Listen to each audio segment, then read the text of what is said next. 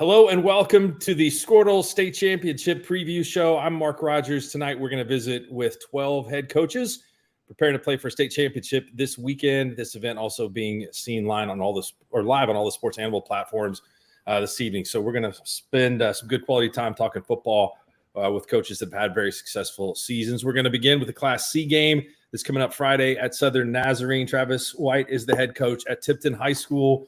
And the Tigers enter on a 26-game winning streak and defending state champions. Travis, what's up? Hey, man, how are you? I'm great. It's good to see you. You guys had a heck of a game earlier this year with this Ryan team, and you get to see them again in the finals. Kind of strange for me. Coached in several state games, never coached against a team twice. But, yeah, we had a battle. Went to Ryan, very good ball club, very physical game. They had a ton of fans there just for a regular season game. I know they're going to have a large crowd there Friday night. And so, man, it was a battle. I think we got the ball back with 4 minutes left. It was 32-32. Really proud of our guys. Made a lot of plays on the last drive, went down and scored, made the 2-point conversion, and then held them on defense. But it was a back and forth game, very tough. I told Coach Tomberland right after that game that I thought there was a pretty good chance that we would meet up again after seeing how physical and how well they played. And glad that we've done our part and handled our business in order to meet back up with them. Yeah, you guys have not given up hardly any points throughout the playoffs this year, just 14 points, and beat a really good Winoka team last week, 54-0. So tell me about the execution of the team and how you guys have played the last 3 weeks, overwhelming all three of your opponents. Yeah, we've started 2 freshmen on defense pretty much all year.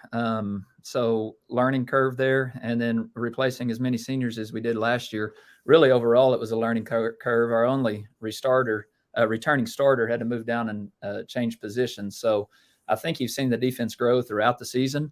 I think we learned a lot in the first game against Ryan. And then, you got to have speed to play 8-man football, especially on defense. And I think we've got quite a bit of speed. And so when we do make mistakes, I think we've made up for it. And we kind of have overwhelmed our opponents early and just got after it. Our guys come out of the gate with a lot of energy, a lot of enthusiasm. Our guys have been very eager about playing football, and they're ate up with it. And they're kind of young and wide-eyed, and they love every part of it. And so getting that discipline hammered into them and getting them to buy into that has been a challenge at times. But the effort and intensity is always there. So speed and then growing as a group has been a huge part of our defensive success and the improvement that we've had. You mentioned the following of Ryan. I'm sure you guys have got a great following of your own. So what's it going to be like on Friday when you guys get ready to leave and go up there to play in Bethany? Yeah, we'll have a send-off here. We've done it several times, so it's neat. It's kind of turned into a tradition. And for us to be such a small town, we've got a great support system. The town will shut down. Everybody will be up there. That's how it always goes. And then I'm a really big fan of having it at Bethany. We played several state games at Weatherford, and Weatherford did a great job. We loved it there, but we've got a lot of alumni, that are in the city that they may make a 15-minute drive to Bethany where they may not make a hour, whatever it is, out to Weatherford. So, yeah, I'm definitely a big fan. We played up there, played Winoka up there last year at Bethany. So they do a great job of hosting, those guys do. And so we're looking forward. I think it's going to be one of the biggest crowds we've ever played in front of. So we're looking forward to it. With the 5 state championships that you've got and playing for another one here in the last 10 years, what is that? How does establishing that tradition lead to building your program and continue to build it with the players that want to be a part of that? Yeah, I mean, they see it growing up. A lot of these kids were watching when they were in junior high and freshmen, and so the expectations there, just the whole community. So yeah, that's a big part of it. Just watching guys go before and things like playing through an injury that maybe some other schools have to worry about. We don't worry about. If a kid can go, he's going to go, and he's going to hook it up because that's the expectation. And they can see older guys around them say, "Hey, you guys studying your scouting reports this week?" And they understand the importance of the little things like that and getting bought in. And so it's been really fun. This group's been kind of different, kind of new, but it's been fun to see them. The closer we've gotten to this, buy in and accept all those traditions and seeing that influence them for sure. Running backs come in all different shapes and sizes. Gary Manuel at Sealing is coaching in the semifinals this week, and He was listed at 5'5", 190 pounds when he played at Northwestern, and quarterback to win an 8-man championship at Snyder back in the day. So tell me a little bit about how good Johnny Fernandez is as a small guy, and where he might rank in some of the great players that you've had. Well, it's kind of funny. Last year, our two running backs were 6 foot 230, both of them, fullback and running back. Yeah, they were big, strong kids. And this year we've got Johnny that's all of about, I don't know. He's not very tall, but he is strong. He goes about 140, 5'4", 5'5", probably 140. Played really well against Ryan the first time we played him. I think he had close to 200 yards and touchdown pass and several tackles. He plays safety and a little bit of linebacker for us. And then our other running back, Ryken Schallenberg, he's not much bigger. I mean, he's maybe 5'6", 5'7", 140, 100 pounds or so. And they just run tough. They are very fast. They are very quick. I've been pleased with their physicality though when they're running. And so, yeah, there's a lot of different ways to get the job done. We've adjusted our offense some to cater to those guys. Last year we were pretty much straight high and power right at people. And we do a little bit of that, but we're spreading it around. Both those guys catch the ball really well. So that's been a big part of our offense. They got to catch you to get you on the ground, right? I mean, that's right. Yeah, no, yeah, our guys know too. I say, hey, don't get in there where those big guys are. You need to get outside and try to get some space in between you. So do you have a pick on the Big 12 championship game? I'm a huge OU fan. I've got to pull for OSU. I don't want Texas to win. I mean, I don't want them to go to the playoffs. So if OSU can go spoil it, I mean, I wasn't a fan of the no pass interference call by any means. Right. I'm kind of bitter about that, but nobody. I mean, I don't know what OU fan would want Texas to win. I mean, no. So I think that's a proper answer for an OU fan. I think if you took a poll of OU fans, not many would say they would want to root for Texas in any situation. So yeah, there has been a good deal of bedlam talk going back and forth here in the last couple of weeks, though. So that's a good, healthy discussion, I think. Texas can lose every game as far as I'm concerned. I don't want them to ever win. So, yeah. Travis, thanks for your time, man. We wish you the best of luck this weekend and look forward to talking to you soon. Hey, thanks, Mark. Appreciate you guys. You bet. Travis White, the head football coach at Tipton, going into the state championship game this weekend, 13-0 and on a 26-game winning streak. All right, we have the opponent for Tipton coming in, Coach Tony Tomberland with the Ryan Cowboys. Been a great season for Ryan, 12-1 this year. That only loss in that great game that we talked about earlier, 40-32 to Tipton in district play. Tony, how you doing? Doing good. How you doing? I'm doing great. Congratulations on making the final. I know that game went right down to the wire, so I'm sure you guys would relish to have another shot at maybe getting a different result. Oh, sure. Anytime you got a chance to have a rematch, especially in a game of this magnitude, is pretty awesome feeling. What's been the difference this season in turning it around? I think 12 wins is the most that Ryan's had in a long time. Maybe going back to the early 1990s. And so, what put all the pieces together for you this year? Well, we've been pretty young. We still have a lot of sophomores and juniors.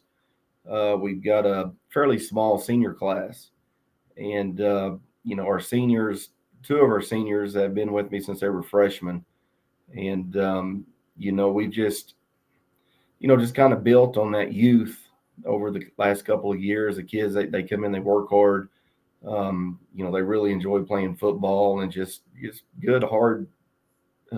Hard-nosed kids. I mean, they just really enjoy playing football. How many players do you have out this season? 21. Is that a pretty high number for you guys typically? I would think so. It is. I think back of when these seniors were freshmen, I think that was the COVID year, and that's when everybody got to go to the playoffs, and I think we had about 13 kids. And, so they've went through quite a few growing pains over the last 2 or 3 years. Well, it's exceptional. If you, like you said, you go back to that COVID year, that was a year in which you guys won one game and those freshmen stuck with it to turn it around. So that has to make it all the sweeter to know that you've only lost one game and are going to the state finals this year. Sure. Yeah. Our freshman, Rayson Williams, he was our starting quarterback on that team that year. Our starting quarterback had went down with an ACL injury in our first scrimmage. And Rayson stepped in as a freshman, has been a starting quarterback ever since, so it's a big thing for him. Is it different in the 8-man game of where you try to assign position for guys, because you don't have necessarily a ton of kids to choose from, and you certainly need some strong kids up front. But how do you work through that and figuring out where a guy's going to fit best on the field? Well, like Coach White said, a lot of it's just speed. Where you can put your speed at, and the unfortunate thing for 8-man is usually when you have an injury, you're having to move 2 or 3 people to replace one.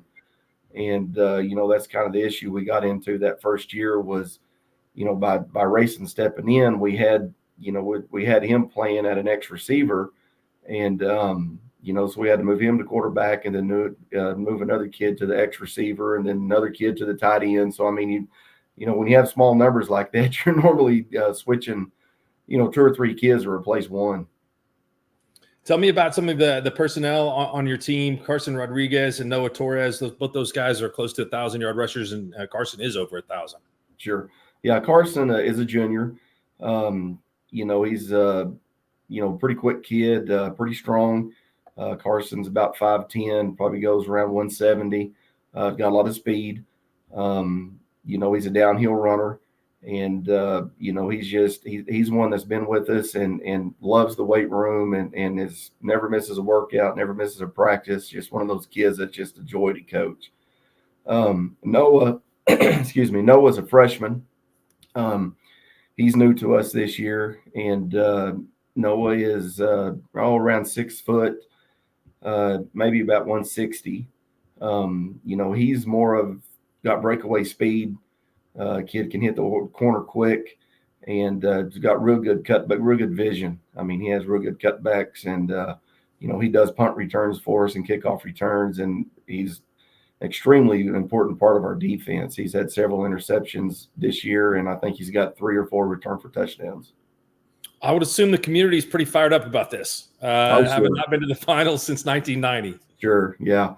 Yeah, it brings back a lot of memories for alumni for sure. They can remember the days back when Ryan was, we had 5 straight state runner-ups from 87 to 91. And so all the alumni are pretty excited. And the town is, we had a huge turnout last week in the semifinal game against Timberlake. Expect to have even more this week. And like Travis said, this is probably going to be the biggest crowd that either team has played in front of, if not ever, in definitely a long time.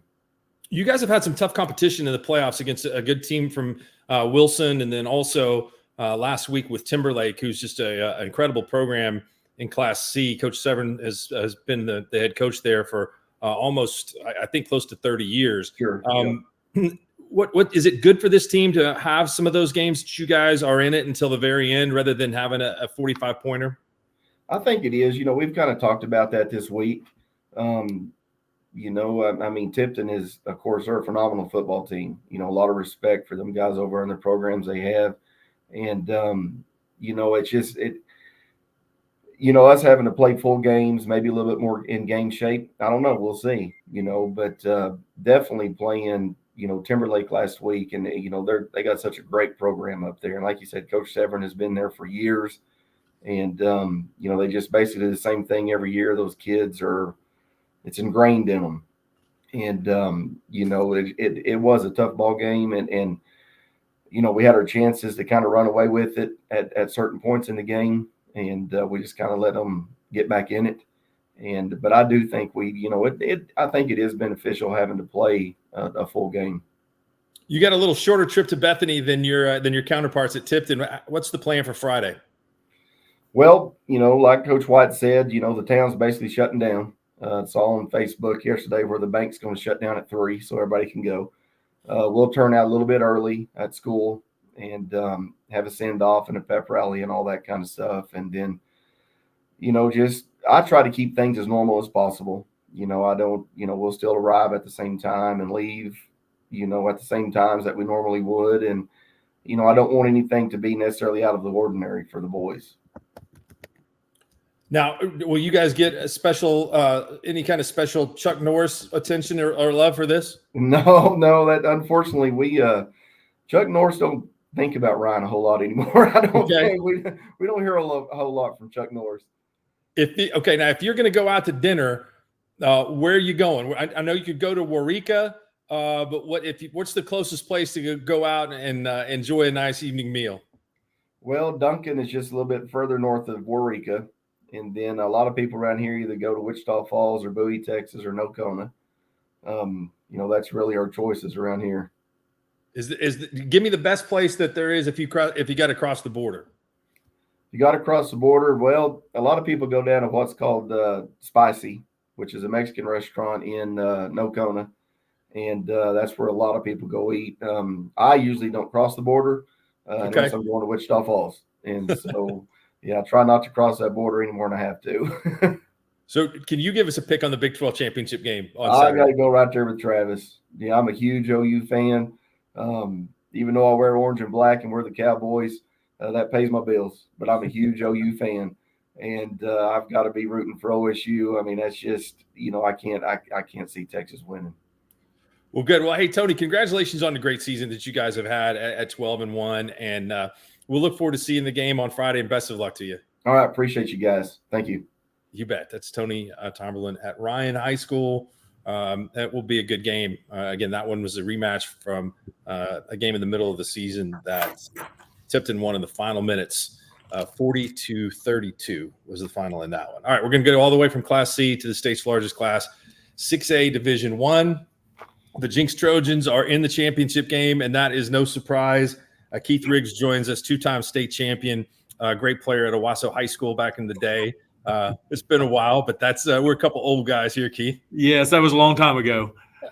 Hey, congratulations. What a great win last week. You guys got down 21-0 against Union. So tell me what it was like and what you were talking to your kids about at that point. Well, you never planned to go down, right? Spot them 21 points. But you talk about adversity all the time. You try to, work as some form of adversity in your practices. So we just dealt with it like we have in practice and other games. You got to go out and play the next play, the next series, and, keep climbing. You can't think about the scoreboard. Whether you're ahead or behind, you can't worry about the scoreboard. And our kids did a great job of that, of just continuing to battle, and kind of got back in the game late in the first half, and then big kickoff return to get us within 3 right off the bat in the second half. Sir, I know Bixby's great at forcing turnovers. You guys did a good job with forcing some turnovers as well. Is that one of the key elements in this game? And some turnovers are random fumbles, perhaps, but maybe you can scheme up some coverages where you guys can get in there. And I know Coach Gaylor's really good at doing those kind of things on defense. So do you focus a lot on how can we create some turnovers here to get some extra possessions? Certainly do. Coach Gaylor puts a big emphasis on takeaways with our defense. We do takeaway circuits, for all sorts of ways to create fumbles, to get interceptions. And it will be a big factor, I think, Friday night. How important is this game to your kids? You're the only team that's beaten Bixby in what seems like about 500 years. And read Bill Hastings' article that said you guys are not intimidated by this game and have played very well in this series. What's the secret to that? Well, I don't know. They run a kind of a unique offense. It's not something that you see week in and week out with their tempo, all their motions and shifts, and they're really good about causing bad eye discipline, I guess is the best way to put it, with defenses and getting you misaligned. And so we've played them every year for quite a long time.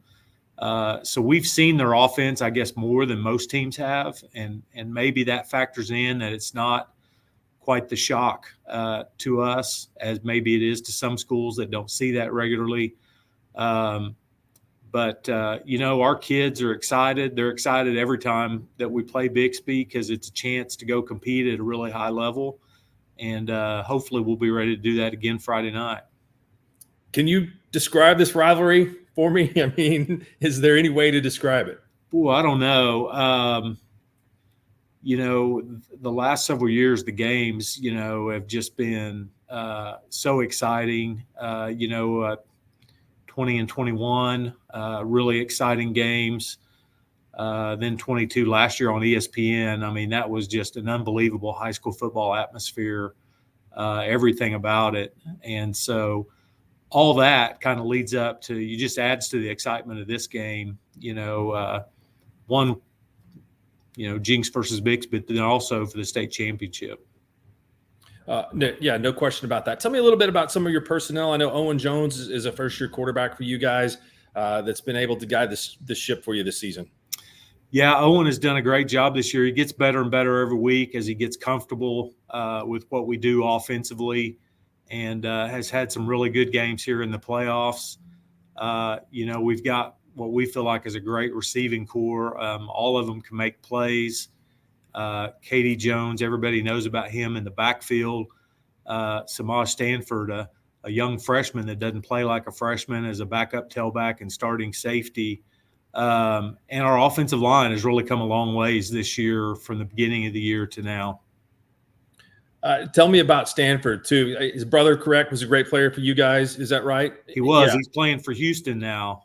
Outstanding player here at Jinx and is continuing his career down in Houston. Samaj just turned 15 last week. Again, does not play like a freshman. You would not know it probably if you just watched him play, but has done an outstanding job at safety, and we're getting him more and more involved on offense as well. You got to have a designated driver for him to make sure he gets to practice and gets to the game. He can't drive to get there, but that's got to be pretty rare for a player that's only 14 to play in such big games as he does here at Jinx. It's very rare, for a skill player to play at that level, at the 6A1 level, and shows no signs of being a freshman. It does just an outstanding job. I did want to ask you, you guys at the beginning of the season, you had a tough schedule. You played Edmond Santa Fe, who's got a good team down here in these parts, and 8-4. Sometimes you've had teams with better records there at Jinx. So was some of that early season adversity key into, I assume you guys feel like you're playing much, much better right now than you did at the beginning of the year? Absolutely. Our biggest issue early in the season was just consistency. We showed flashes of greatness, I think, early in the season, but, would make some really costly mistakes in games. And so we've cleaned those up as we've moved through the season. We're playing much more consistent. We're playing at a high level throughout the game. And so I think that's the biggest thing that's kind of got us moving in the right direction, is just we're much more consistent as a team. Keith, I know you said you're just walking into the office. I assume you've been practicing and watching some film and doing all that stuff. So yes, sir. Yeah, we really appreciate your time. We know it's valuable this week, and we wish you best of luck in the championship game against the Spartans. All right. Thanks, Mark. You bet. Good to talk to Keith Riggs, the head coach at Jinx. 8-4 this season, and going back to the state championship game, won it in 2020 and in 2021. So they've done a good job and swept their rival Union this year, won the regular season matchup, and then won the playoff matchup. Let's take a look at the bracket here in Class 6A Division I and show you how we got to this spot in the season. Bixby with the bye in the first week, and the Spartans have just been outstanding in the playoffs so far. Had a big second half against Owasso last week. They had an explosion on both offense and defense with some long touchdown runs and turnovers that propelled them past a really good Rams team that was a game opponent. Of course, any team that's coached by Bill Blankenship, you can expect to be solid. On the other side of the bracket, you look at Jinx. They were able to avenge that regular season loss to Edmond Santa Fe that came early in the season, and then able to knock off Union for the second time to get to this state championship game. And there's, again, Jinx and Union for a long time was a great rivalry in this state, but I think right now it's kind of been surpassed by this Jinx-Bixby rivalry. So let's go to Lauren Montgomery, the head coach of the Bixby Spartans, state championship game again. And we're just talking about that second half, Lauren. You guys did some great things on defense, 4 interceptions overall in the game. How was your defense able to take advantage of those mistakes? Well, I think we got a little bit of momentum in the game, and we're able to just force Owasso into must throw type situations, and our guys were able to pin their ears back and be really aggressive, Mark. This is a week in which you guys, an incredible testament to your program, is almost become routine. I mean, you're playing for state championships every season. What is this week like for you? Is it basically, is there kind of a carbon copy of what you've done in the past? And how do you handle this week to get prepared for the game? Well, first off, we try to make it as routine as possible for our players, just to eliminate distractions. We have a press conference on Monday during the week to get a lot of those things out of the way with the players and the media out at practice. And so we do that, and then we get right into it with the game being at 7 o'clock on Friday night. It's really kind of business as usual. We've gotten to play on the other side of the state a couple of times in our district schedule, and so our kids are familiar with the travel plan. And other than it being the last game for all the marbles, our preparation, we try to keep as routine as possible. Is it a challenge going up against an opponent that you know so well and they know you well to try to look for some wrinkles in this game? Is that something that you look forward to, or is it just kind of like, here it goes again? It is. It's a weird dynamic, since 6As have split, and really, just with the size of Oklahoma, the majority of my coaching career in the last 24 years, there have been a lot of rematches when you get into the playoffs, and so it's kind of one of those deals. Well, we had success with that the first time, so certainly they're going to work it and prepare for it and probably take it away, but do you run that play? Do you run that scheme, or do you completely change that? So I think there's some psychology that goes into it, and just the familiarity, playing like this will be the fourth time in really about a year that we've played Jinx. And so the kids all know each other. We know, which guys have played extremely well, what's been successful, and so it's an interesting dynamic for sure. Tell me about Hank Puckett. He had surgery on his finger, and then I thought, well, that means he must have missed a couple of games, but he continued to play.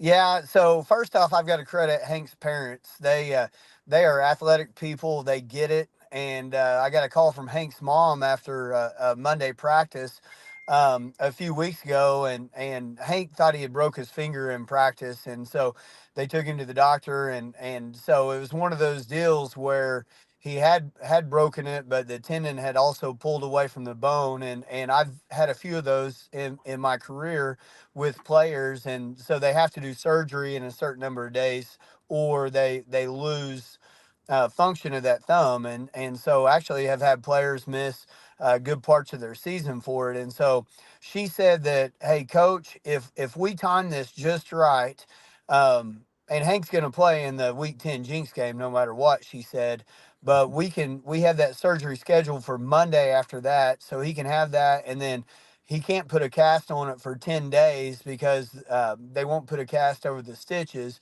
That will be the Thursday before the first round playoff game if you guys get a bye, and he won't miss anything. And so they planned that and worked that perfectly. And, aside from having to play with a cast, Hank continues to be super productive and didn't miss a beat. Kwood Nolan also was big for you guys last week. He scored on offense and had a couple of key turnovers on the defensive side of the ball. Yeah, Kwood is a sophomore that doesn't play like a sophomore. He was up with us last year as a freshman. Is dynamic, and he's dynamic when he's on both sides of the ball. And yeah, he scored on a play action play and early in the game that gave us a lead, and then later on in the game, he was at outside linebacker and carried a wheel route and really made a circus catch. And so he's got excellent hands. He's got excellent speed. For a tight end, and really he's just kind of one of those football players like you see at this time of year in Oklahoma high school football. You could probably play him at any position, and he could be one of the best players on the field.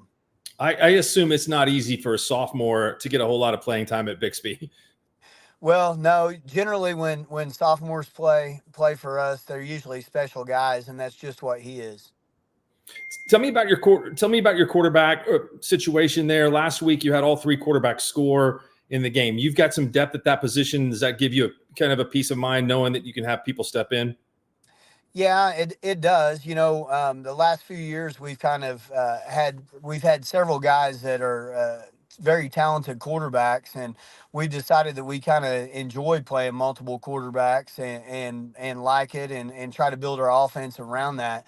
This year, it just so happens that we have three quarterbacks that are doing really good things, and yeah, I mean, if one guy doesn't have the hot hand, each guy's able to run all the different packages and personnel groups, and so those guys are playing at a high level. Carson Kirby's just a sophomore, and he's doing really good stuff.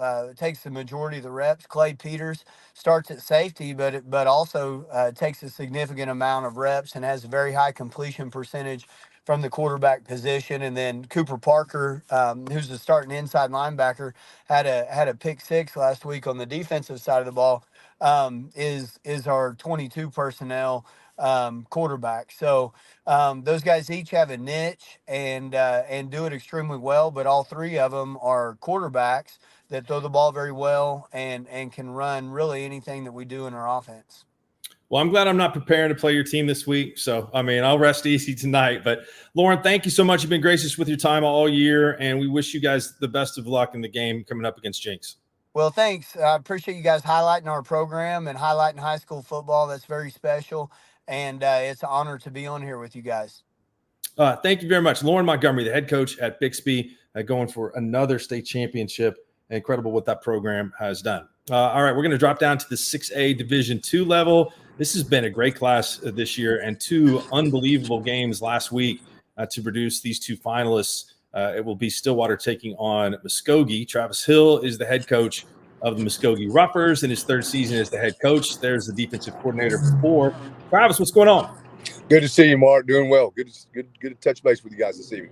It's good to talk to you. You guys played in Ponca City last week against Deer Creek, and it came down to the final 20 seconds. I know you're a defensive-minded guy. You had to be really proud of your squad to get that stop on a 2-point conversion that could have flipped the score. No doubt about it. Felt good about it. It's wonderful to watch the kids have success. It's been a long time coming from Muskogee, Mark, so it was a very, very exciting time. It has, but this is the first state championship game going back into which Muskogee, I think, faced Midwest City and Mike Gundy in 1986. And so tell me about taking over the job and then what it took to be able to get kids out for football. You got a new stadium there, and so I'm sure a lot of excitement has gone into that. But you got to feel proud of where this Ruffer program has come from. No, Mark, the kids have come a long way, and it's fun to watch that.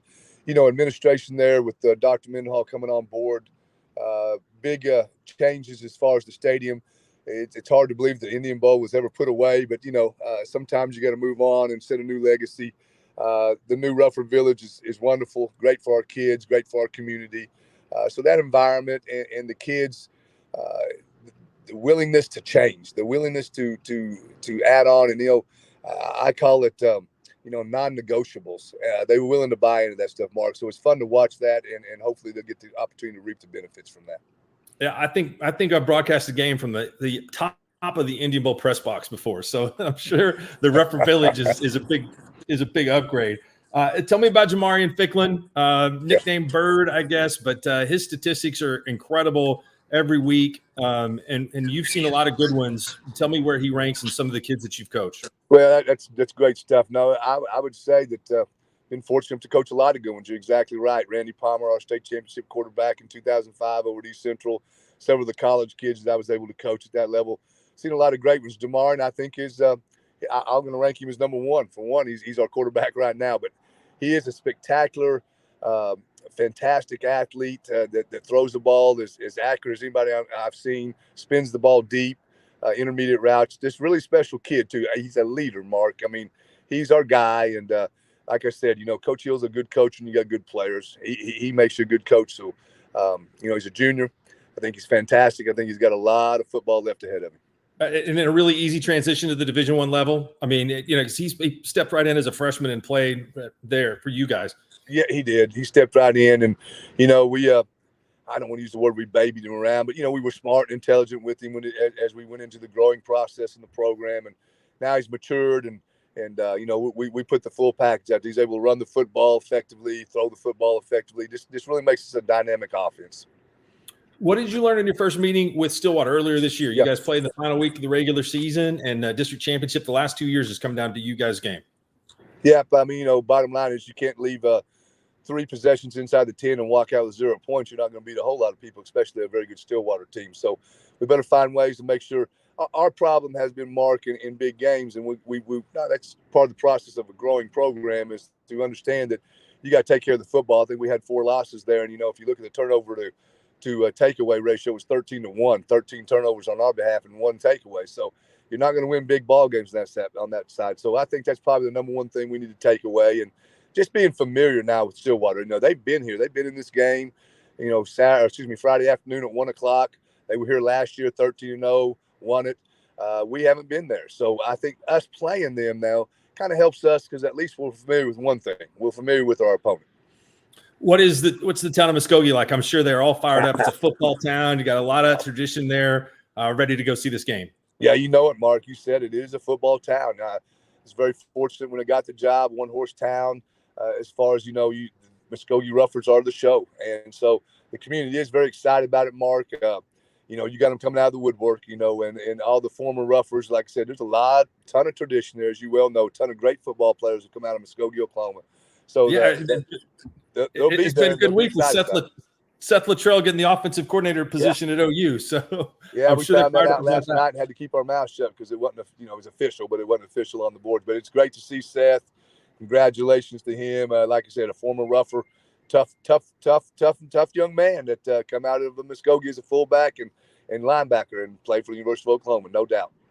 If I'm coming to Muskogee, where are you and I going to eat? If you don't want to just single out one place, you can give me a couple. Well, you're going to get me in trouble there, man. I got a lot of people there. I got to support us. But, hey, I'm going to tell you, you go to Ruck's Barbecue. There's no ifs, ands, and buts about it. They host our radio shows on Tuesday night. So every Tuesday night I go home, which was last night, full bellied up, brother. Whatever you want. Anything on the plate's good, brother. Okay. I was going to ask you what's the best item, but I'll go with the burnt ends if they've got that. That'd be my favorite. They got it. They do, and they're very good. Well chosen, Mark. Well chosen. Thank you. Travis, it's good to talk to you. We appreciate your time. I know you're busy this week, and good luck. Hey, man, you guys, the same thing Lauren said. We appreciate your coverage, appreciate your support in high school football and everything else you guys do. Thank you, Mark. Thank you. Happy to do it. That's Travis Hill, head coach at Muskogee. Got the Ruffers in the state championship game, as we said, for the first time since 1986. All right, Stillwater is in their first state championship game since 2022. They're the defending state champions in the Class 6A Division II, won the championship last year and finished a perfect season undefeated. Chad Kwood is with us, certainly a veteran at Stillwater, but in the first year as head coach. What's up, Chad? How are you doing? Oh, I'm doing good. How are you doing? I'm doing great. We talked to Travis about how exciting their game was last week against Deer Creek. They won it in the final 20 seconds, and you guys were down in the second half and had a big third and fourth quarter to come back and win that game against a really good Choctaw team. Yeah, it was kind of one of those roller coasters. We get up 14-0, then they go on a run, and they're up 29-14 going in the fourth quarter. And, but our kids just kind of stuck together. It's not too often we've been in a situation where we've been down like that, but we just kind of kept chipping away. It's kind of what we've talked about since we started this thing 0-2 back in week 2, and just kind of focus on us. And they did that, and then we go get that score to go up, and Choctaw does a good job driving the length of the field, and our defense came up big there at the end, and it's pretty exciting. Yeah, I don't know how much you had involved or were involved with scheduling Greenwood, Arkansas. That may have been Tucker's fault, but I'm not sure that they've lost. And so I love that. That's a great game between two top programs in different states. They got you guys in week 1, but they're a great team. What's been the difference since losing those 2 games early in the season to bounce back? Early in the season like that, there was so much turnover there in July and early August, and, getting the job late in July. And honestly, I've been here forever and been an office coordinator and coached the O-line, all that, but you really don't know how to be a head coach, things like that. And, it's probably better this way. You have the off season, you run a million things through your head, and we just had to find ourselves. You know what I mean? I asked Coach Nichols to run our defense that we've run here forever, which is not what he's done in the past. And, it just took us some time. The kids had to learn how we were going to do things here, which wasn't much different. What we've done with Coach Barton was successful, but just the way You know, it wasn't Coach Barnard in front of him talking. It wasn't this guy in front of him talking. And, you know, we had to learn how to call the defense, you know, with the new D coordinator. And so it took a little bit of time. And, you know, our kids never flinched. You know, we lost 2 games to start the season. We haven't lost 2 games in a season in a long time, you know, and it's one of those things to where they stayed focused. And we started talking about, you know, it doesn't matter. We got to take care of us. We've got to focus on one play at a time. What are the details of it? You know, and just do your job. And if we each do that, every person on the roster, not just a starter, if we each do that, we can get this thing turned around and we'll see where it takes us. First time in a long time there had been a Gundy taking snaps for you guys. Chance Kwood has done a really nice job. He played last year for your friend Lynn Shackelford at Cashin, has made the move pretty seamless from Class A up to Class 6A. He has, and you know, you're right. We've had a Gundy for a long time, and we had a really good one sandwiched in between for a year there. And but Chance has come in, and he's a worker. He's fit in great. He's made a lot of plays for us. But you know, he's just your typical high school kid that, you know, he's a competitor. That's what he said from day one was, you know, we got to Greenwood, and it wasn't very good. You know, on my part as a head coach and us as a team, and all he cared about, and that's the consistent thing we have with the Gundys and the Quantrell Walkers and people like that of whatever you need me to do. If you need me to play safety, receiver, quarterback, I just want to win. And when you got kids with that kind of attitude that are in your program, it's pretty special. I would assume the same thing you could say about Holden Thompson. I know he's been around for a long period of time, but when I look every Saturday morning or Sunday to see who's had big games, I mean, he routinely has showed up over the last few years. He has. You know, he's our starting running back as a sophomore and had 1,100 yards, 15 touchdowns, and then he had an unfortunate injury, missed his junior year.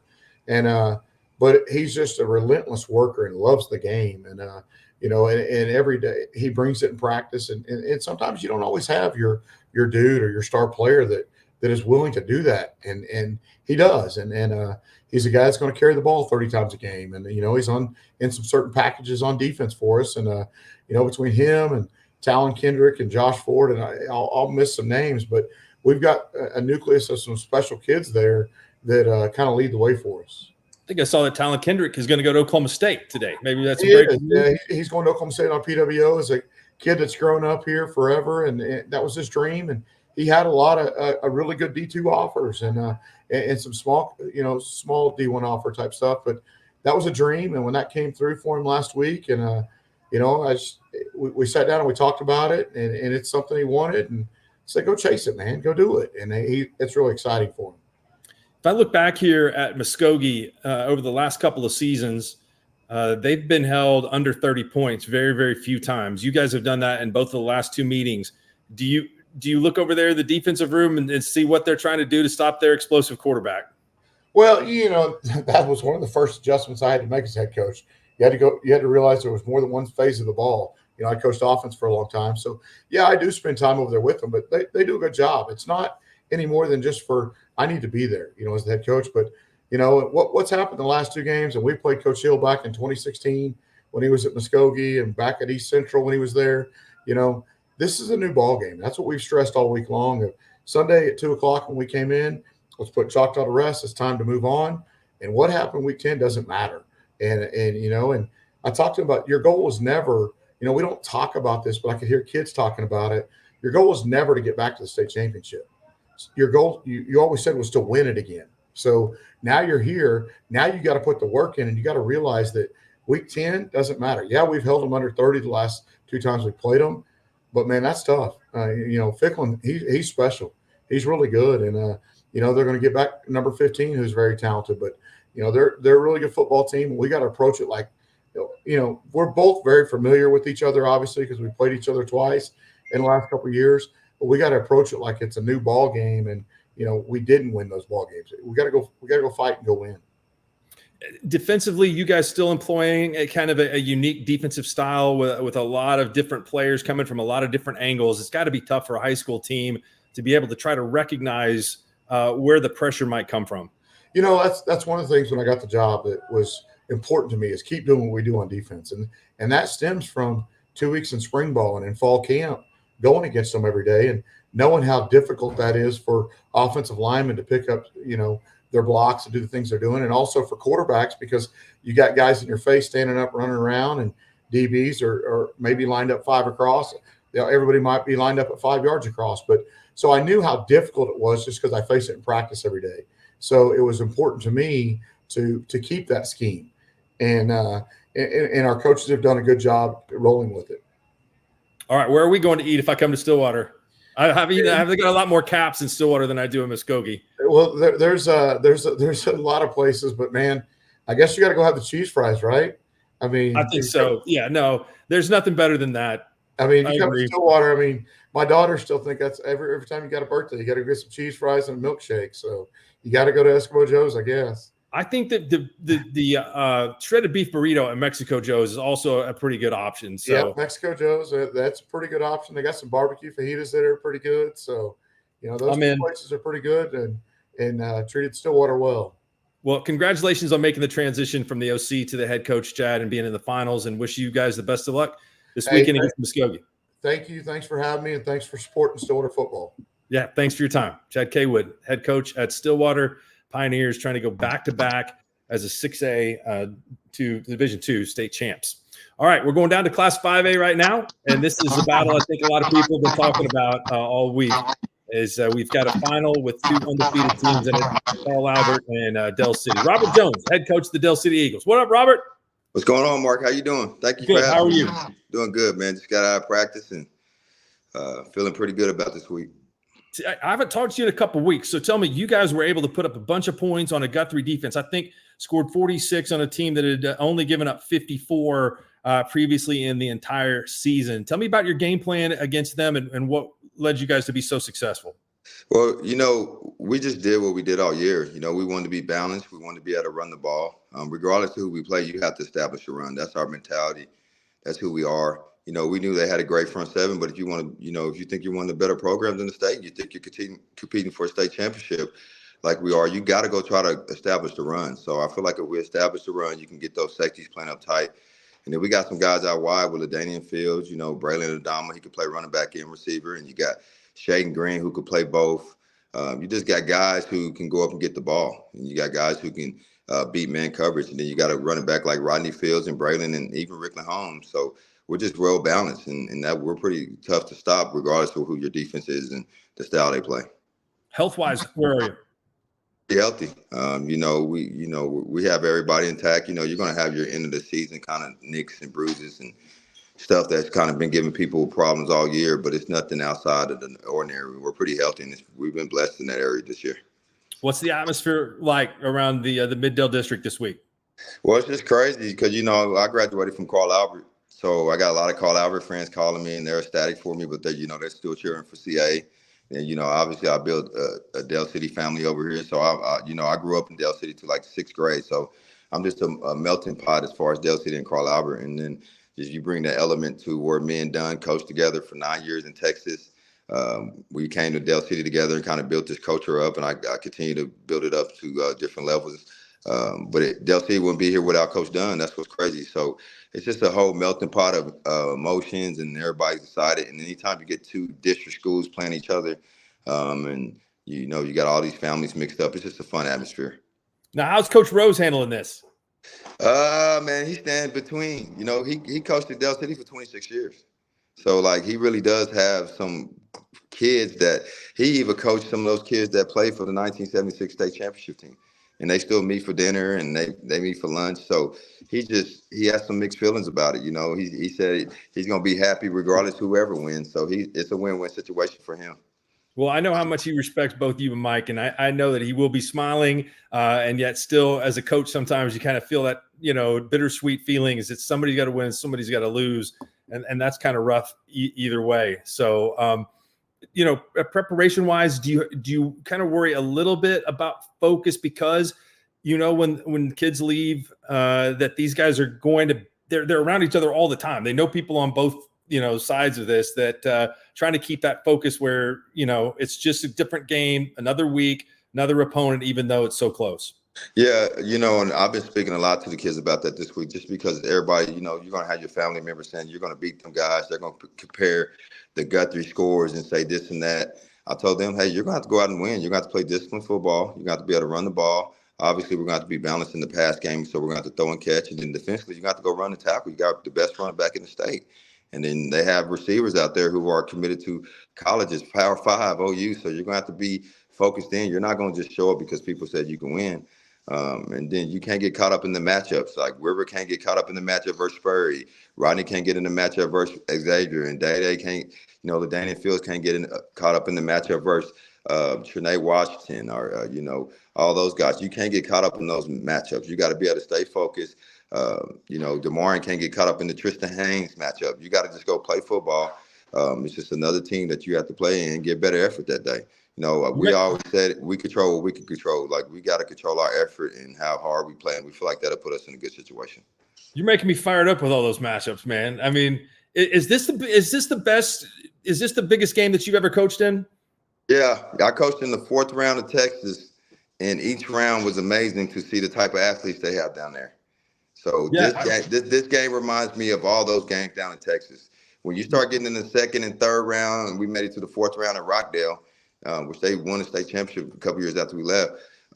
These are the kind of athletes you see, the offensive lines you see the good schemes on both sides of the ball as far as the productivity defensively and offensively. It's just a great matchup, and there's some great athletes there. And coaches as well, some great coaching matchups. No question. You talked a lot about some of your skill players, and those guys don't get to run around a whole lot unless you got some big guys up front that are doing some good things. So tell me a little bit about your offense and defensive lines. I know Aaron Carter is really, really good player on the defensive side of the ball. Seen him play a few times for you guys, and he is super tough. All right, awesome. Yeah, Aaron's a great player. He's been a 3-year starter. He plays a little bit of Will Backer for us, a little bit of Mike. He's just been great. He started for 3 years, so he has that experience. He's played in a lot of big games around, against Stillwater, the Choctaw. I can go on in the big games that him and Braylon Adama has played in. So he has a lot of experience. And starting up front with the defensive ends, we got Taven Johnson. He's a 2-year starter. He had 8 sacks last year. He's up to 14 this year. He's a good run stopper. He's just experienced. And then inside we got Viliami Lewis, and he's every little bit of 280. And he's just a good player. He plays hard. He gives everything he has every play. And he's really grown and matured, not only on the football field, but in the classroom. Then you got Daryl Thomas. Obviously, he could play some B tackle, and he plays offensive line for us as well. Then you got Quaylen Goodman. He's our starting center, but he also plays nose tackle as well, because, I love to go both ways. And then you got Ryan Mukes and Travis Kelly. This has been the first year they really played at defensive end. But those guys have been getting in the scout team for 2 years, and they're just ready for that atmosphere.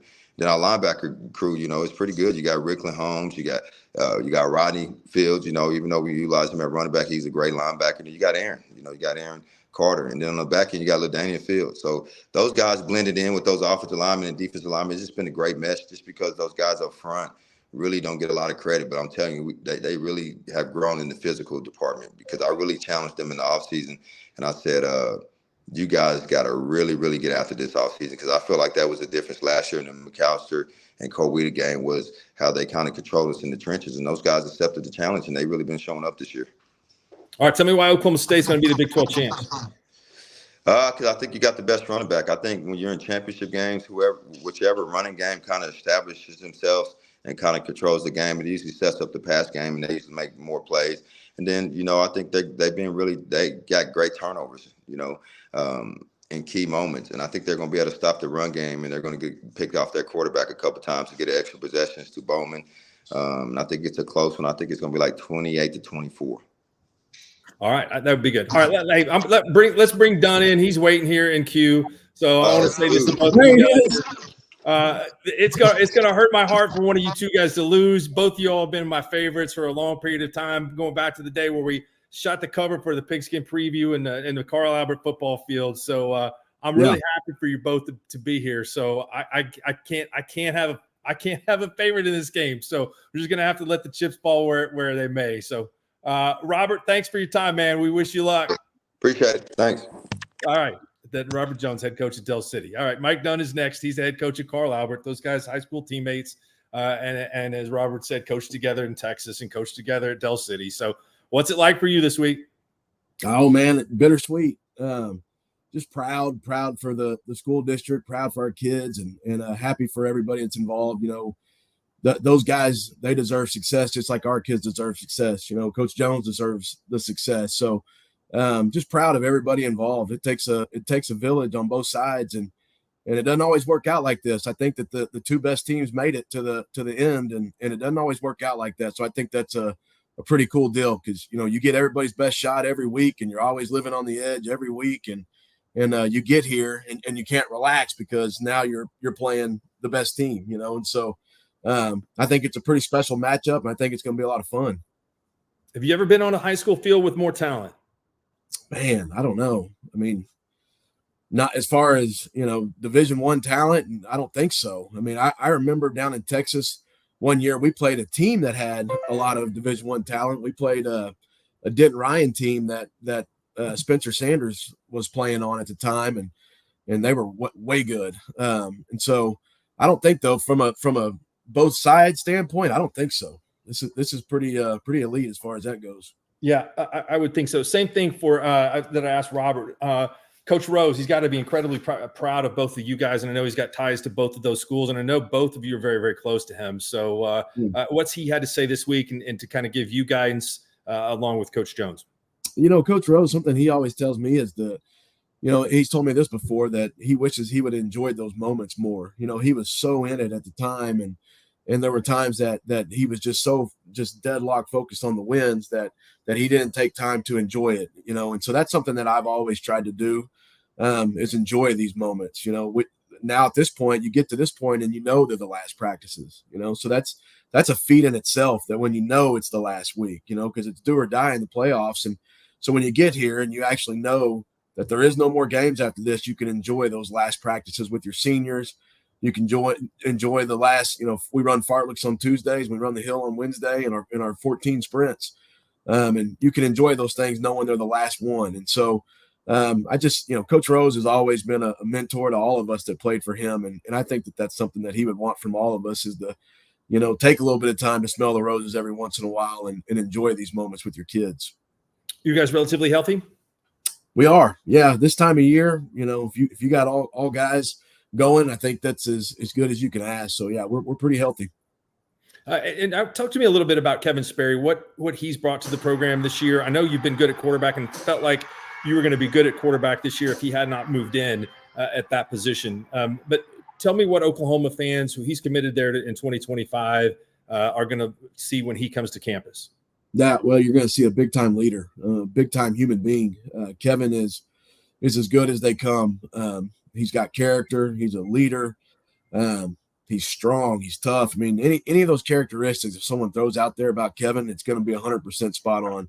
The kid's just a stud. And from an athlete standpoint, there's nothing he can't do. He makes plays in practice. Sometimes we're just like, there's nobody else. And he's done that in games too. He uncorked a couple balls last week that, in the air, 60 yards, and guys having to run as fast as they can to even get under it. And so he's special. I mean, it's a different breed. You find out real fast what makes somebody a 4-star quarterback whenever you watch the ball come out of his hands. And he's a runner too. He's a dual threat guy. We haven't had to use him much in that regard, but he's a guy that can hurt you in a lot of different ways. And he'll do special things at the next level just because he's got the will. I mean, that kid's got just miles and miles of heart, and I think that's what you really need from your trigger man.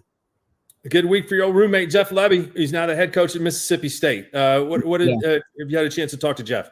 Yeah, we've talked a few times.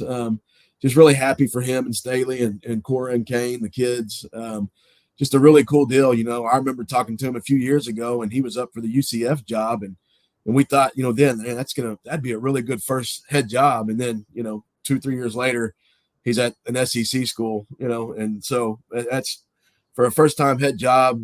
That's about as big as it gets. And so really happy for him, really happy for Starkville. They're fixing to get a big time coach and a big time man. And I think he's going to do some really good things there. I talked to the Class C coaches, Ryan and Tipton. They're quite a ways away from Edmond, or they're playing in Bethany, but still a little bit of the same thing. You guys don't have to go very far, about a 15-minute drive, if that. So what are the logistics around the game coming up? Oh, well, we'll get up and we'll do a breakfast in the morning, get our kids up and moving around and try to get the blood flowing a little bit early. And we'll do breakfast. We'll do our walkthrough stuff and we'll do our meetings. And then we'll we'll get our stuff and we'll get on the bus. We'll leave at probably around 10:25, and they do us every time that we've played in the state championship. They do a send off. The school, the community, the fans, parents, they do a send off from the McDonald's at 29th and Douglas. So that's been a thing since when me and Robert, Coach Jones, were playing. We'd always drive by and police escort goes through and they go real slow and you get to see all your fans and your family. And so we'll do that again and then jump right there on I-35 and head that way. I'd sneak in there and I'd do the 2 for $3. I would get the sausage McMuffin that doesn't have the egg on it, and then the sausage biscuit. So you get a little bit of everything, and then you should be primed. That should be digested by the time the nerves really start heating up in the afternoon. Be good to go. You'd be rocking and rolling all cylinders, no doubt. Well, like I said, I think this is one of the most anticipated high school football games we've had in Oklahoma in a long time. It's going to go down in history, I think, as a great one. And congratulations on the great season so far, and good luck this weekend. Yeah, thanks, Mark. I appreciate everything you do for everybody in Oklahoma high school football, brother. All right, good to talk to you. Thank you for the time. I know you guys are busy this week. Mike Dunn at Carl Albert, 13-0. And again, those two guys were played together in high school, both outstanding players, and both have incredible teams this year. Two of the most talented teams that we've seen, I think, in the Class 5A ranks in a long time, really for any class, with all of the Division I talent that are on either sideline. So let's take a look at the 4A bracket before we visit with each of the head coaches here in Class 4A. Always a very competitive class. The Wagner Bulldogs have been just awesome. They are here to defend their state championship that they won a year ago. Coach Dale Condit has won a bunch of them at Wagner. And these are the two longest tenured head coaches in the class at each of their schools. 19 years for Coach Condit, 17 years for Coach Craig at their same school. So this is another classic matchup that you have between a couple of veterans on either sideline. Let's bring in Jeff Craig, the head coach at Blanchard. And last week we had a blowout. I won't lie. Coach Jones and I were calling the Fairview Stroud game, and there were some turnovers in that one, and Fairview got out ahead pretty good. So I just pulled up the old Squirtle and went to see the Lions go up against the Pirates, and that looked like that was a really physical, good, hard-hitting high school football game. Yeah, it was very physical, and that we knew that was going to be their MO coming in, and they wanted to, and they've done it for years. And they out physical you and take you to task, and so we knew we had to be ready for that. That it's kind of one of those deals. You're going to step in the ring, you got to get ready to take a punch. And I thought our guys took a punch and punched back, and we were fortunate enough to come out on the top at the end of that one. Big momentum play, though, at the beginning of the second half. You got Reagan Palmer, who I think's been hurt this year a little bit, and he takes a kick to the house. That is always a huge momentum play. Tell us about how that developed, and what do you guys work on with kick return during the season? Well, that was, there was actually, we had fumbled a punt in the second quarter there, late in the second quarter, and our defense actually had a goal line stand. And we held them at 4th and 1 at the 1 yard line, and that was huge to keep the game 7-6. And then we knew we were getting the ball in the second half. But it's one of those deals. Coach Blackburn does a really good job with our kickoff return team, and really puts a lot of time and effort into it. You hope to not do it very many times, but how many times have those plays been huge? And we're down 7-6 and come out the second half, and they kick off. And, the first kickoff we had, I noticed on film when I was watching with the guys that, they had 7 guys running free, or we had 7 guys not blocking somebody, that were not on somebody. But the second time we ran it, we only had 2 guys that were not on somebody. We did a great job of sealing a lane for Reagan, and Reagan has tremendous speed, and it's just such a pleasure to have him back. Like you said, he had been out all year, really since week 1. Used him sparingly in the playoffs, but we had him full bore Friday, and for him to take one back to the house and give us the lead that we never gave up. That was just a tremendous swing and momentum, and everything just kind of went to our side after that. You got a Division I player on your interior, Ross Johnston. I would assume that he was pretty big in that goal line stand and helping you guys do everything that you like to do on offense. Yeah, Ross was, it was the good thing about it for us.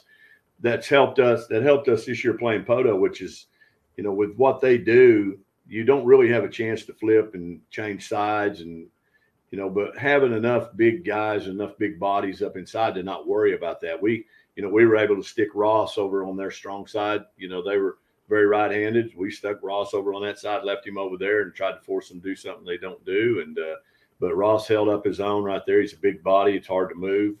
He had a great game, in terms of just really stuffing things up and not giving them a lot of alleys to run through. And our other guys did such a good job running to the football and being disciplined for 4 quarters. That was a huge factor, is the eye discipline and being disciplined with what they do to read your keys and fit in the right place and be in the right place. I thought our guys did a great job all night long. Is this the most balanced team you've had? Carson Cooksey started for you guys for 3 years, but yet you still can be physical enough and run the ball when you need to.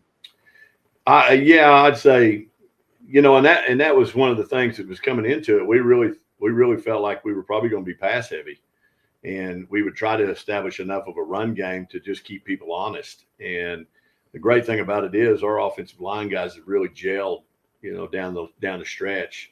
And we've been able to really establish a really solid run game.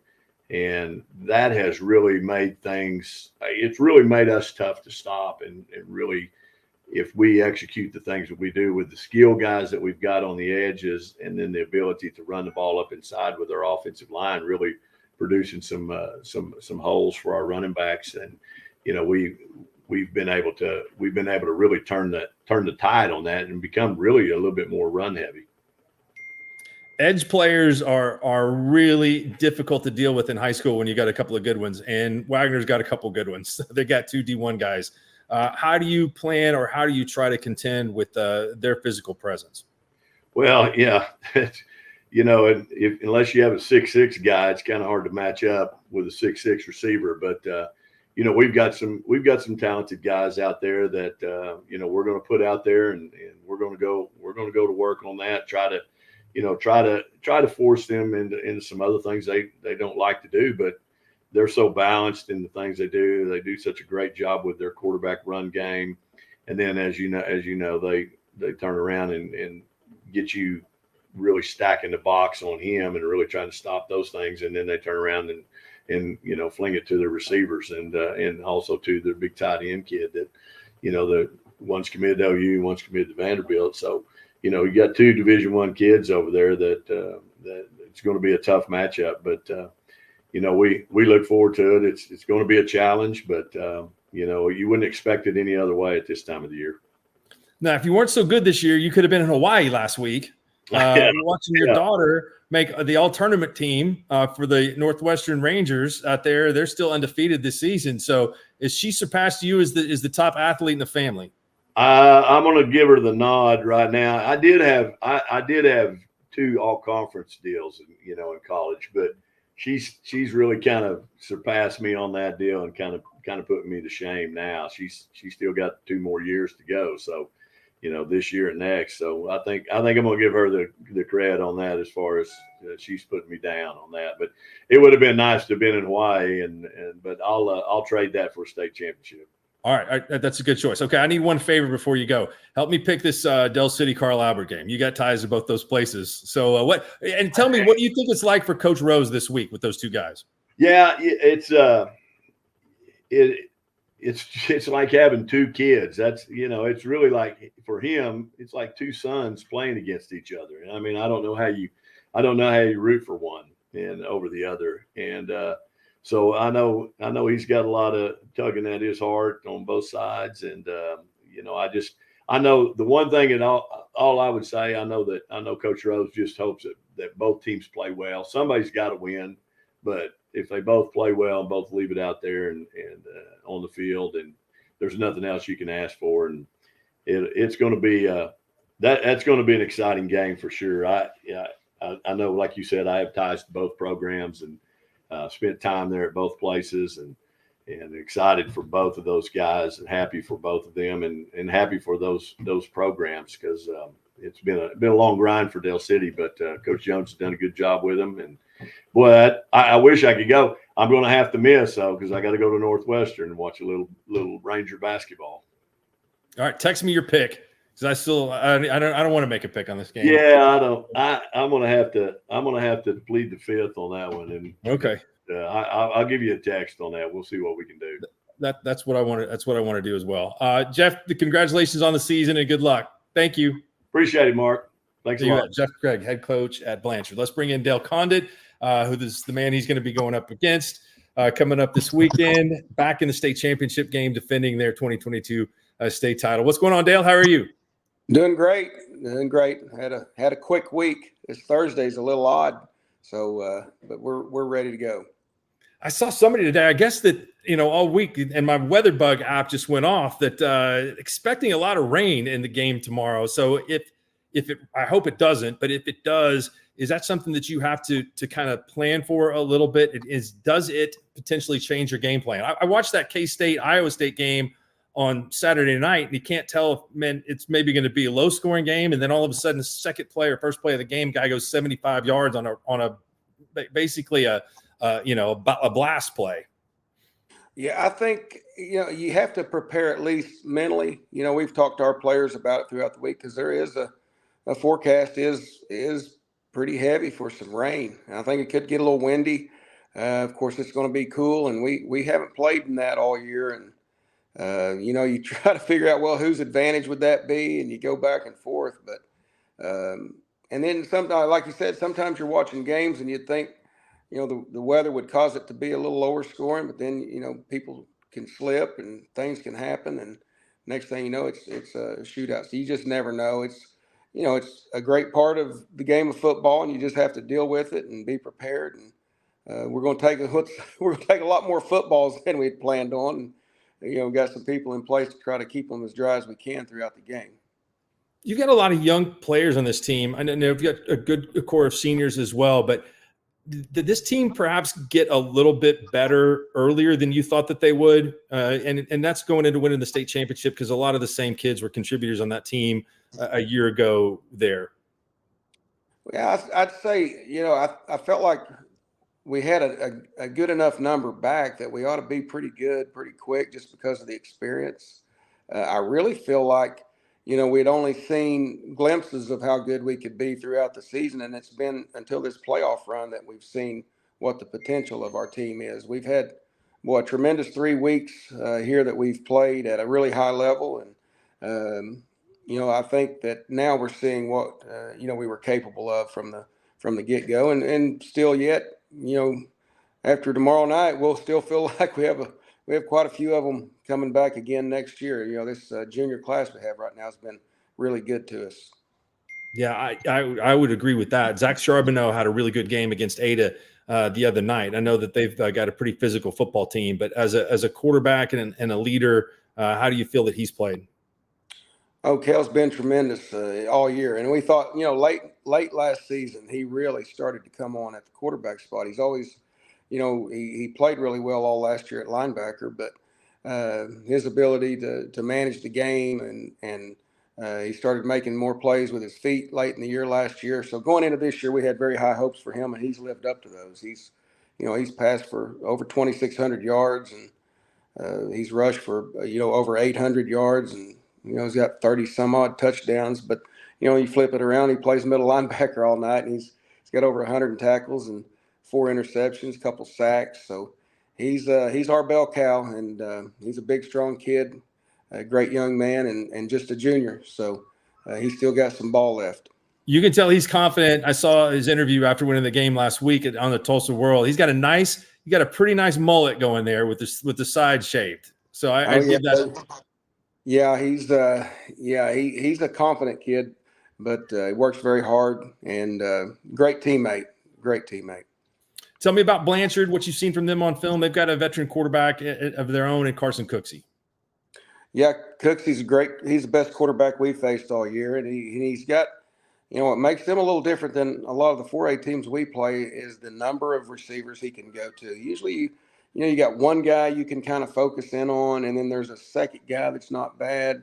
But they've got 4 guys right now that I feel like are all capable of making a play on any down, and he does a great job of distributing the ball to them. And then, if you get too geared up to stop the pass, he can still run the ball a little bit too. So it starts with him, but I think also they probably have the best offensive line we've seen all year, and that it starts with their big left tackle. That's I think he's committed to TU from what I've heard. Right, that's right. Ross Johnston, I think's his name, but a big guy that moves around really well, and then the other 4 guys in there with him are all really good too. So to me, that's probably the 2 biggest strengths I see. But one thing I've noticed over the years that we've been in 4A, or we've had Blanchard in 4A with us, is they always play good defense. It always seems like their scores are they don't let people score a lot of points, and that's been consistent for them. It seems like over the years. So I know Coach Craig well. He does a great job. He's a great man. So I know he'll have them as prepared as they can be, and it's going to be a great challenge for us.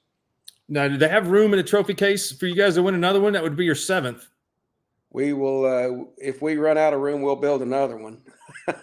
Yeah, we'll squeeze it in. It is getting a little tight, but hey, would we have ever guessed, 15 years ago that this would be going on? Probably not.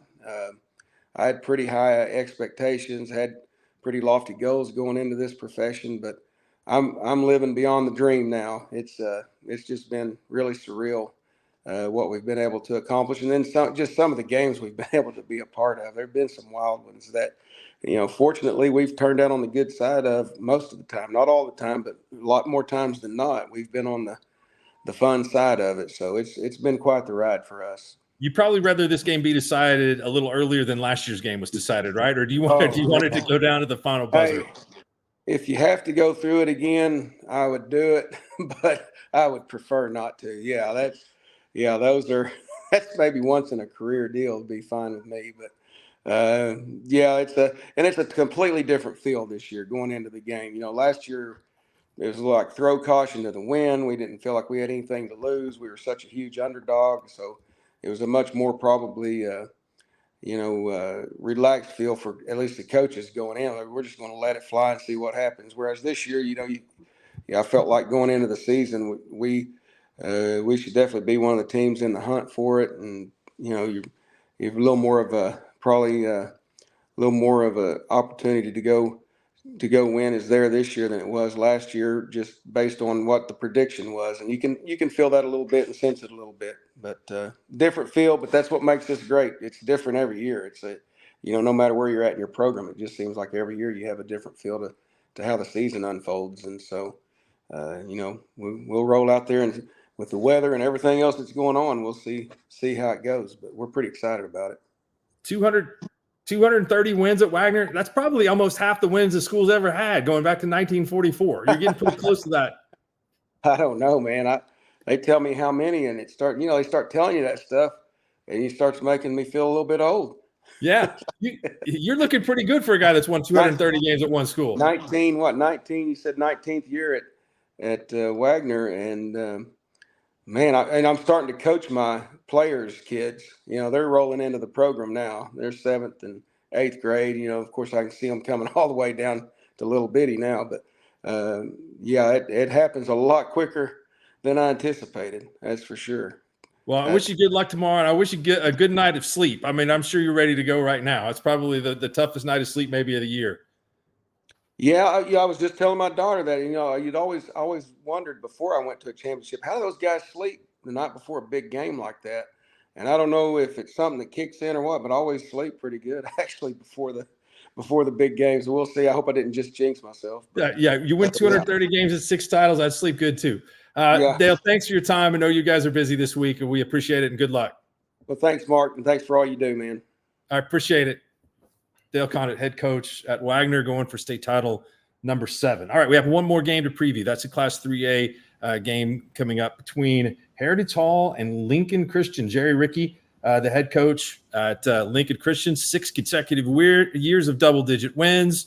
And this has become quite a rivalry. You guys and Heritage Hall have matched up in the playoffs. Didn't last year, but have for quite a few years before that in a row. Yeah, it's a rivalry that we, have developed over the years, and they have a great program, and it's a program that, when I first started, it's something we wanted to be like. And so getting to play them in the playoffs is always a special game. It's always a close game, and so we're looking forward to the opportunity this Saturday. Yeah, 74-6 for you guys in the last 6 years. You got a really good quarterback right now, Luke Milligan. I want to know a little bit about Saturday night. Did you get a chance to watch Max Brown, who got the start for Florida against Florida State and has stepped in and done a really, really nice job for them? We did. I got to watch. We watched with my family, and it was exciting. It's a lot harder to watch a kid when you're not on the sideline with them, and you feel nervous for him. But Max did a great job. They came up a little short, but I'm super proud of him. He represented our school well and himself and his family well. And Milligan has stepped in right after he left and played for you guys and done an exceptional job. Yeah, Luke's a program kid. He's in my oldest son's grade, so I've been fortunate to coach him since third grade, and we've had a good time together over the years. He's been our quarterback the last 2 years, stepped in, knows our system really well, understands what we're trying to do with all our checks, and just takes care of the football. And, he's a dynamic passer, and we're glad to have him. Defensively last week, I know Perkins has got a really, really good running game, but you were able to hold them to only 2 pass completions the entire night. Did you guys feel like you came up with a really, really good scheme, and your kids must have gone out there and executed very well? Yeah, our defensive coordinator, Jeff Comfort, and his staff, they did an excellent job just identifying what Perkins was trying to do. They stopped their big running back, the Stevenson kid. He's a really good player, and we did a really good job on him. But our defense, we tend to score a lot of points, and our defense goes it's a little bit underrated for us, but they've done a great job all year long. And they tackle the ball well, and they fly to the football and play with a relentless effort, all things that we teach, and just really proud of their effort last week. You guys are a relatively new program as far as playing in the OSSAA, and have established a great tradition and a ton of success. What would you want the Lincoln Christian program to be most known for? Well, we just want to be known for the way we treat our kids, the way our kids treat each other, and the relationships that we formed with them, and that we have a great culture, that we play hard. Our kids are relentless, and they're determined and play with grit, and that we, at the end of the day, win or lose, we're going to hold our heads high and represent our school and ourselves well. Tell me about Heritage Hall. They've got a great team. Obviously, you guys, this is, again, I think just a fantastic championship matchup there. But Andy Bass, their quarterback, another guy that just compiles incredible numbers each week. Well, it starts with him. I mean, he's a dynamic player. The offense runs through him. And as they've gone in the playoffs, you can tell that he's running the ball more. They're more comfortable as we get down here to the road to just give him the ball and keep it in his hands. He affects the game whether it's in his hands or not. You have to really pay attention to his reads and stuff like that. And so, but we're going to have our hands full with him, and they've got a good offensive line. I believe 3 of those guys have been playing for quite a while, and they've got a very capable defense that Coach Adams has been coaching for a long time, and they know what they're doing. They know what they want to do. And so we're going to have our hands full, but our kids are ready for the challenge. Like you said, there's some familiarity there. And so we'll just go out there and, be ready as we can and try to tackle their quarterback. Now, I don't want to call them superstition necessarily, but do you have any routines that you adhere to on game day? I really don't. I used to have some things like that, and like wearing the same pair of socks every Friday and stuff like that. But I've kind of gotten away from that. It turns out it wasn't really helping or hurting, so I just went away from anything like that. So I think it's all in the belief. It's all in the belief. If you feel like you got a pair of lucky socks, then I think it's okay to wear the lucky socks. I think that works for some people. Yeah, and I thought it was the way you had to be for a while, but I've since gotten a little bit older and gotten away from that. Well, congratulations on a great season, Jerry, and we wish you guys best of luck in the 3A championship coming up. Thank you, Mark. I appreciate what you guys are doing for high school sports, especially here in Oklahoma. We'd love to do it. Thank you very much. Appreciate it. Jerry Ricky, the head coach of Lincoln Christian. All right, we have reached our final guest of the evening, of previewing the state championship games and the 6 classes that are decided this weekend. Brett Bogert from Heritage Hall. The Chargers are in the championship game after a wild one last week. So hold on. We don't have Brett yet. We'll get him in a second. Let's take a look at the 3A bracket, and we'll take a look at how the Chargers got to the championship game against the Bulldogs of Lincoln Christian. But the Chargers with a dramatic finish last week, I believe at Newcastle High School. Well, I'll tell you what, let's preview there we go. Corey's going fast on me. We could take a look at what the 2A semifinals are going to be like. But Lincoln Christian knocking off Sulphur and a very good Perkins team last week in a low-scoring game, and Heritage Hall and Marlowe, a classic last weekend that came down to the very final seconds. So let's bring in Brett. here. And what a game. You guys needed a field goal in the final seconds to win. Yeah, it was a wild one. It was only the second field goal we kicked all year. 2 for 2, thank goodness. But yeah, I had a lot of faith, and it helps that his last name is Welker. Had a couple Welkers bang through a lot of field goals for us in the past. So trotting Welker out there with 4 seconds left to win it felt really good, and it was probably the best kick of his life. Just the sound of the ball off his foot, and it was right down the middle. Just an outstanding play. Great snap from Xavier Freeman. Great hold, Walker Nelson. And Cal Welker boots it through and sends us back to UCO. But couldn't be more proud of those guys. When your uncle's an emergency kicker in the NFL, you feel like you can be a good emergency kicker if needed in high school. So, no, that's got to be a great special weapon that you feel like you can depend on if a game is close. Because in high school, I know a lot of coaches are pretty reluctant to go for a field goal. Yeah, definitely. And like I said, it was only our second one all year. We don't really like to kick them unless we absolutely have to. And there was really no choice. Maybe it was going to be Andy Bass quarterback draw from the 16, which is a low percentage play, even how good Andy's playing. But no, we knew we were going to drive down there. We spent some timeouts on their drive because I had a feeling Coach Weber would go for 2 if they got that tying or go ahead touchdown, and then they did and got that 29-28 lead. So fortunately, we called a couple timeouts to give us a minute 56. And Andy did a great job leading the team down there. The offensive line gave him tons of time. Made some great throws. Rashad Smith had a huge catch on a 4th and 10 to keep the drive alive. Carter Knowles had a huge catch on 4th and 11, I believe, to keep the drive going. And then, we got down there and it was time. We'd made the decision that we were going to kick it before we got down there. We took one last shot to Jordan Harris with 9 seconds left in the corner. Marlowe guy made a great play on it. And then we trotted the field goal unit out there and put it in their hands, or put it on Cal's foot, and Cal booted it through. Like I said, so proud of Cal. And I love it for him because he's not just a kicker. Obviously, he plays all the positions, so he's used to the pressure of a big time game like that, and had a lot of faith in him going in there to make that one.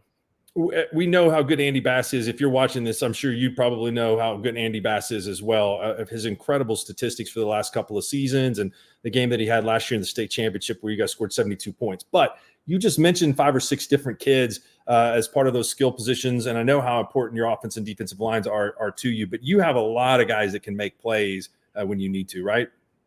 Yeah, that's been huge for us. Not being able to key on Andy because everyone knows Andy's going to have the ball in his hands a ton. There's no fooling anybody. I was watching Coach Ricky. He knows Andy's going to carry it a bunch of times on Saturday night. But yeah, having guys that can make plays when Andy is on top of his game. He's reading, his reads are really good. He can get the ball out to space. Jordan Harris, Rashad Smith, Rhett Davis, Cal Welker, Boston Fuller, Gerard Williams. A lot of different guys that he can count on that have made big plays for us this year. And Jordan and Rashad are the top 2. I think Jordan has 44 catches for over 1,000 yards, and Rashad has 47 catches for just under 1,000 yards. I think Shad's got one more touchdown than him, so it's a good little competitive rivalry between them two. But it's great to have those guys to get the ball to, and for us to have a chance on Saturday night. Everybody's got to be involved. It can't just be Andy. There's no doubt about it. Marlowe, they want to fight you in a phone booth, man. They've got that tight offensive formation and run the ball, but Lincoln Christian, they're going to spread you out. And so what is the transition from last week to this week? And do you prefer one style over the other? It's definitely a complete clash of styles. And Coach Weber does a great job. The patience to be able to do that. They got the lead on us. They'd run the clock down to a couple seconds every snap they took. We only had the ball 3 times in the first half, and that gets frustrating because you feel like when you do get the ball, you have to score and you have to press a little bit. Our defense is just, like you said, banging our head against the wall every single play. I think Lincoln Christian's style fits our defensive style better. But they're both those teams are extremely, extremely good, extremely well coached. I don't know if I prefer one or the other. I'm just happy to be playing on Saturday night. I know Coach Adams has those guys ready to go. I've had a great week of practice so far, so hopefully they'll be flying around and making some tackles in space.